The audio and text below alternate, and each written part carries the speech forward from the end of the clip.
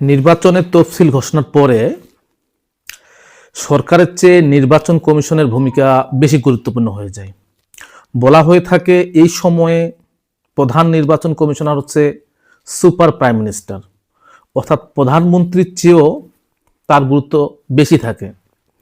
এবং আমরা যে স্পেশাল সময় পার করছি, একটা বিশেষ ধরনের সরকার যেটা আমাদের সংবিধানে নেই, একটা ক্রান্তিকালীন সরকার অতিক্রম করছি, যেই সরকার আপনার নিরপেক্ষও নয়।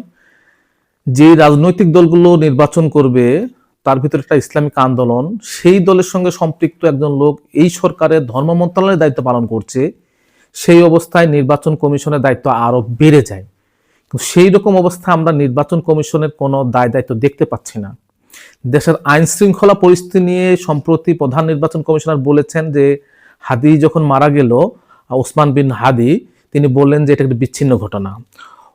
বিভিন্ন জায়গায় ডিসি এসপি বদলির ব্যাপারেও তার কোনো ভূমিকা দেখতে পাচ্ছি না। অথচ এই সময় শুধু আমরা আমাদের দেশ বাদই দিলাম, উন্নত দেশগুলো বাদে দিলাম, ভারতের মতো রাষ্ট্রেও আমরা দেখি যে নির্বাচন কমিশন, সেখানে অবশ্য সেন্ট্রাল নির্বাচন কমিশন আছে, ইলেকশন কমিশন, তারা কিন্তু এসপিডিসি পরিবর্তন করে তারা দায়িত্ব নিয়ে থাকে। কিন্তু আমাদের দেশে সেই দায়িত্ব তো দূরের কথা, তাকে কোনো দায়িত্বই দেখছে না। প্রতিনিয়ত সরকারের বিভিন্ন বিতর্কিত যারা উপদেষ্টা আছেন তারাই কথাবার্তা বলছেন, প্রধান উপদেষ্টা কথাবার্তা বলছেন, কিন্তু নির্বাচন কমিশনারদেরকে মানুষ চিনেই না।